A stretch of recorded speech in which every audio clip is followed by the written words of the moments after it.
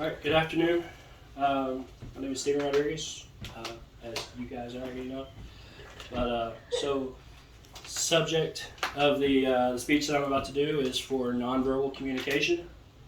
Specific purpose of the speech is to explain what nonverbal communication is and how to identify it.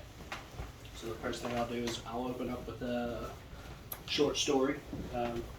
So there's a woman walking through the park, and she sees an attractive man sitting on a park bench, sitting there. He's reading a book. He's eating fruit out of a Tupperware bowl.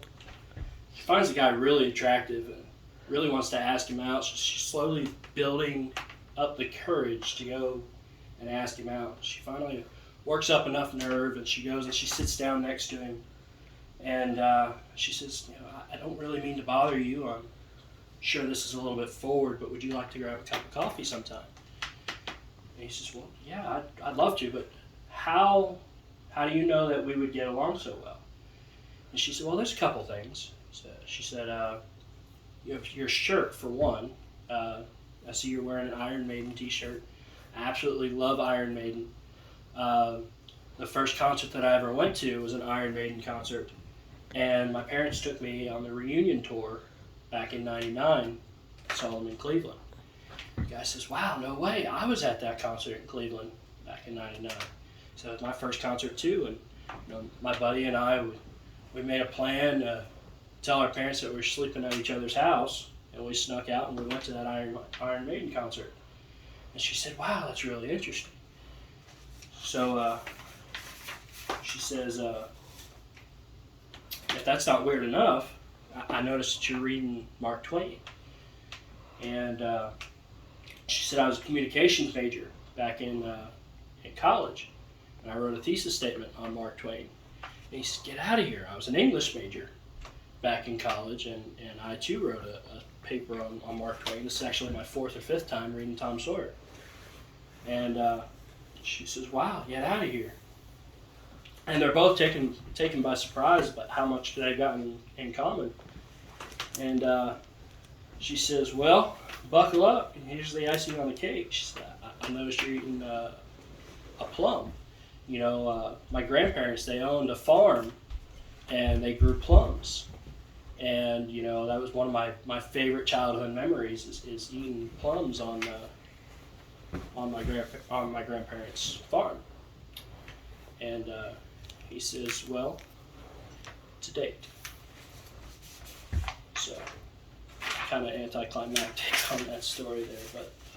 But anyway, thesis statement would be, people are always communicating even when they're not speaking.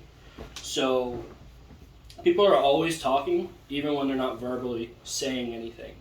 Anything from the way a person's standing to a person, the way they're looking at you or not looking at you is all part of communication. It's all in nonverbal form. Learning what nonverbal communication is and how to identify it actually gives you insight into what a person is feeling and what they're actually saying. So something that a person may say verbally could come across different ways if what they're saying non-verbally contradicts it. So nonverbal communication can be a number of things. The three that I want to talk about today are body posture, facial cues, and presentation. So the first is nonverbal communication is body posture and proxemetics. Proxemetics, yes, that's the way. So Professor Edward Hall actually did some extensive study on this. He was able to actually break it down to 4 rings of measured distance. And in these rings, he classified public space, social space, personal space, and intimate space. And each one of those outer rings has a measure of distance, and the closer you are into these rings,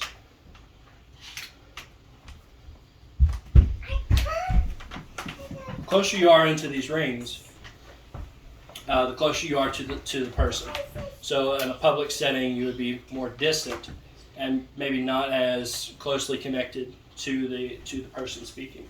the closer you are. In the intimate space, which would be the closest, would be something of very close friends. So the second is body posturing, and that would be an open or a closed body posture. So a closed body posture would be crossed arms or hands in the pocket. Those are a closed body posture, which usually is an indicator that the person is not really interested or not willing to receive the information. Elijah, please go sit down. Elijah, please go sit down.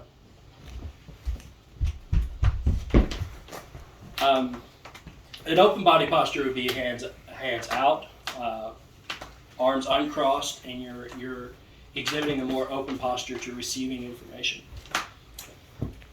If you're standing while talking, your toes are actually an indicator of the person that you're paying the most attention to. The same could be said about eye contact, which leads us to the second point. It's nonverbal communication is kinesics and oculesics. The more eye contact you're making with somebody, the more attention you're paying to that somebody, and the more receptive to the information that you are.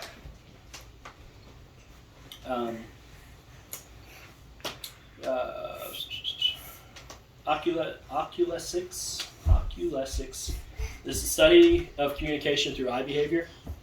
It gives you insight into whether or not somebody is actually listening to you. If somebody is looking at you, then you know that they're paying attention.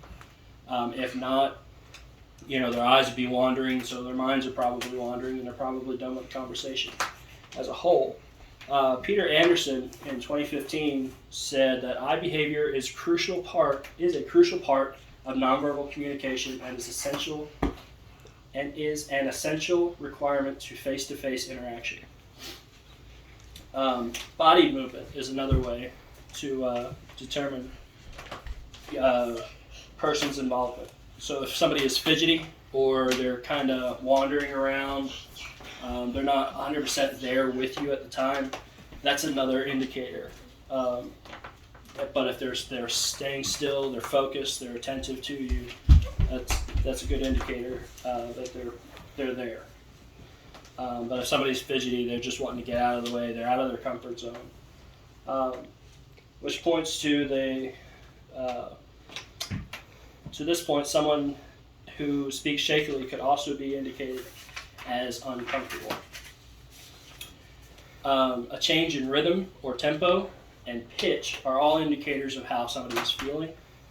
The key to understanding the difference is to know the person you're speaking to, and that goes back to that the 4 rings.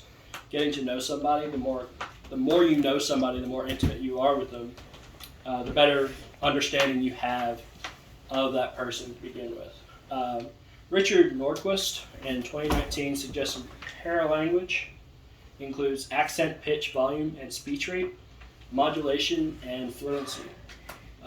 Pauses can build suspense and draw attention to the next thing said, but too long of a pause can actually cause somebody to lose interest in what you're saying.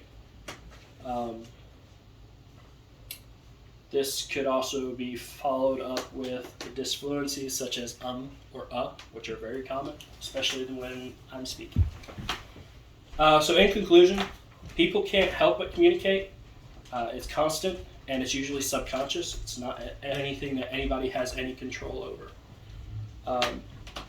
Nonverbal communication is conveyed through posture, proximity to the person you wish to communicate to. It's conveyed through eye contact. It's conveyed in how you present yourself. If you want to appear engaged, try to uncross your arms and be present and open to communication. Make eye contact, which is not something that's easy for me. Show your involvement. Sound interested. If you want to sound successful, speak confidently and assertively.